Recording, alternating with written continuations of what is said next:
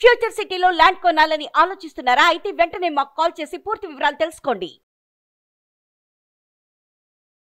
రావు గారు, చాలా మంది అంటూ ఉంటారు, మేమేం తప్పు చేయకపోయినా మా మీద కేసులు పెట్టారు, మమ్మల్ని అన్యాయంగా బలి చేస్తున్నారు, పోలీస్ స్టేషన్ల చుట్టూ కోర్టుల చుట్టూ తిరగలేకపోతున్నాం, మేమే తప్పు చెయ్యలేదు అనే వాళ్ళ సంఖ్య ఎక్కువ మంది ఉన్నారండి.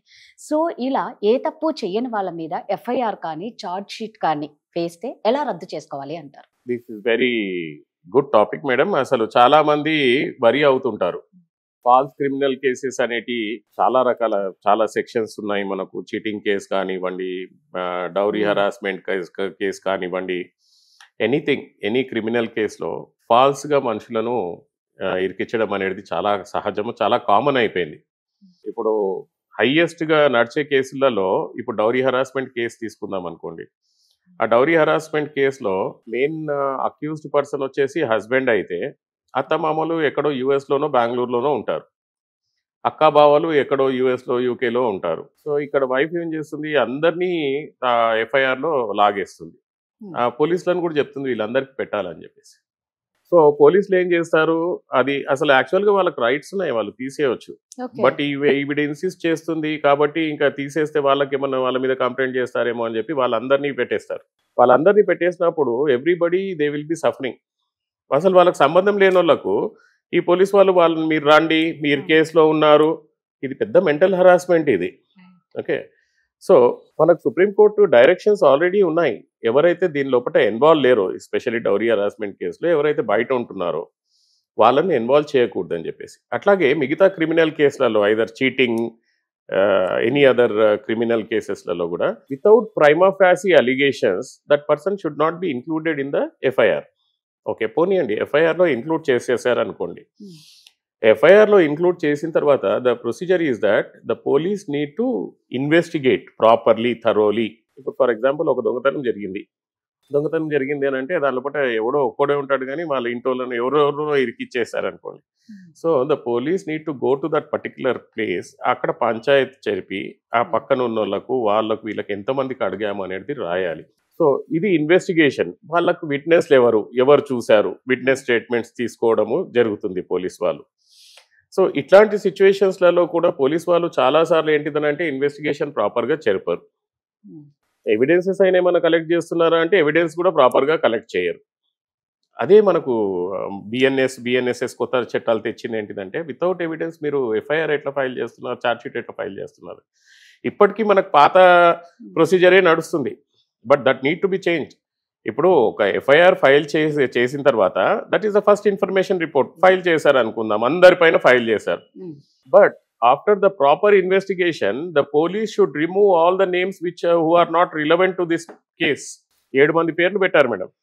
దాని లోపల పోలీస్ ఇన్వెస్టిగేషన్ చేసిన తర్వాత అసలు వీళ్ళు అత్తమామలు ఇక్కడ ఉండరు, బెంగళూరులో ఉంటారు, లేకపోతే వీళ్ళ అక్కా బావలు ఇక్కడ ఉండరు, యుఎస్లో ఉంటారు, కాబట్టి వీళ్ళ పైన కేసు వర్తించదని చెప్పి ఛార్జ్ షీట్లో పేరు లేకుండా ఛార్జ్ షీట్ ఫైల్ చేయాలి. Charge sheet will be filed only after proper investigation.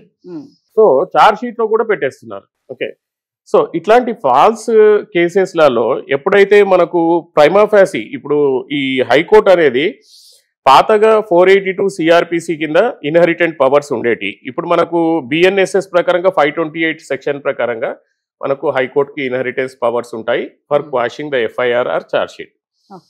ఇట్లాంటి ఫాల్స్ సిచ్యుయేషన్లో ఆ పర్సన్ చేయాల్సింది ఏంటిదనంటే ఒక ఎక్స్పీరియన్స్డ్ లాయర్ని కాంటాక్ట్ అవ్వాలి. లాయర్ని కాంటాక్ట్ అయ్యి సార్ ఇదంతా ఫాల్స్ కేసు, మేము అసలు ఇక్కడ లేనేలేము అని చెప్పి ప్రాపర్ ఎవిడెన్సెస్ ప్రొవైడ్ చేయగలిగితే ఆ లాయర్ ఏంటిదనంటే ఆ ఎఫ్ఐఆర్ని క్వాష్ చేయాలని అనుకుంటే ఆ ఎఫ్ఐఆర్ అండ్ కంప్లైంట్ కాపీ తీసుకొని దానికి పిటిషన్ తయారు చేసి ఇది ప్రైమా ఫ్యాసీ అలిగేషన్స్ దీంట్లో లేవు, the persons have been implicated with revenge or something అని చెప్పేసి whatever the facts which are there అవన్నీ మెన్షన్ చేసి ఫైల్ చేస్తారు. సో హైకోర్టుకి డైరెక్షన్స్ ఉన్నాయి. When there is no prima facie allegations against any of the accused they can be like discharged.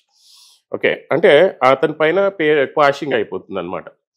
So మనం police స్టేషన్లో జనరల్గా జరిగేది ఏంటిదంటే మనం ఎఫ్ఐఆర్ ఫైల్ చేయగానే ఎఫ్ఐఆర్ క్వాషింగ్కి ఫైల్ చేయగానే వీళ్ళు ఏంటిదనంటే ఛార్జ్ షీట్ ఫైల్ చేసే అవకాశాలు ఉంటాయి. సో ఎఫ్ఐఆర్ క్వాషింగ్ అనే కేసు అనేది మనకు ఇన్ఫ్లక్చుయేట్ అయిపోతుంది. అంటే ఇంకా ఎఫ్ఐఆర్ స్టేజ్లో లేదు కదా, చార్జ్ షీట్ స్టేజ్కి వచ్చేసింది. So that case will get infructuated. So we have to file again a new petition for quashing the charge sheet. Okay. Quashing the charge sheet file చేసి అదర్ సైడ్ నోటీస్ ఇచ్చి మనము మన contentions ఏమేమైతే ఉన్నాయో మనం పిటిషన్లో రాసినాయి అవన్నీ ప్రాపర్గా హైకోర్టుకి ఎక్స్ప్లెయిన్ చేస్తే 100% ఈ ఫాల్స్ కేసెస్లలో అబ్యూజ్ ఆఫ్ ప్రాసెస్ ఆఫ్ లాలో లేకపోతే without any relevance, without any allegations, direct allegations or false allegations, without any evidences, ఇట్లాంటి కేసెస్లలో హైకోర్టు అనేది వీళ్ళను ఈజీగా క్వాష్ చేస్తుంది. బట్ ఈ హైకోర్టుకి క్వాష్కి వెళ్లే ముందు ఒక ఎక్స్పీరియన్స్డ్ అడ్వకేట్ దగ్గరికి వెళ్తే whether they can go for quash or not అనేది ఈజీగా తెలుస్తుంది. ఎందుకనంటే చాలా మంది ఏంటిదంటే చలో క్వాష్కి వెళ్ళిపోదామని అనుకుంటే amount waste, time waste. So జనరల్గా ఎఫ్ఐఆర్ స్టేజ్లో క్వాష్కి వెళ్ళామనుకోండి, issue the 41 CRPC notice not to arrest అది ఇది అని చెప్పి ఇచ్చేస్తారు. సో అట్లాంటప్పుడు మనకు యూజ్ లేదు. అదే చార్జ్ షీట్ అయిన తర్వాత వెళ్ళామనుకోండి, lot of benefits. Either charge sheet మొత్తం క్వాష్ అయిపోతుంది, లేకపోతే అడ్వకేట్ కెన్ బి రిప్రజెంటెడ్ అనేది మనము తీసుకోవచ్చు, లేదా అడ్వకేట్ కెన్ బి రిప్రజెంటెడ్ అనేది ఒకటి తీసుకోవచ్చు, లేకపోతే డిస్పెన్స్ ఆఫ్ అటెండెన్స్ కూడా తీసుకోవచ్చు. వీళ్ళు రాకుండానే కేసు రన్ చేయండి అనే రకంగా. సో ఇన్ని రకాల బెనిఫిట్స్ మనకు ఉంటాయి అన్నమాట. సో మీరు అన్నట్టు ఏంటంటే ఒకటి ఆధారాలు, సరైన ఆధారాలు మీరు సేకరించుకొని మంచి సీనియర్ ఎక్స్పీరియన్స్ ఉన్న అడ్వకేట్ తో చేస్తే మాత్రం ఖచ్చితంగా మీకున్న ప్రాబ్లమ్ సాల్వ్ అయ్యే ఛాన్స్ ఖచ్చితంగా ఉందని చెప్తున్నారు. సో మీకు కూడా ఇలాంటి పరంగా ఏవైనా సందేహాలు ఉంటే కింద స్క్రోల్ అవుతున్న నెంబర్కి కాంటాక్ట్ అవ్వండి లేదా కామెంట్స్ రూపంలో తెలియజేయండి. థ్యాంక్ యూ అండి. Thank you.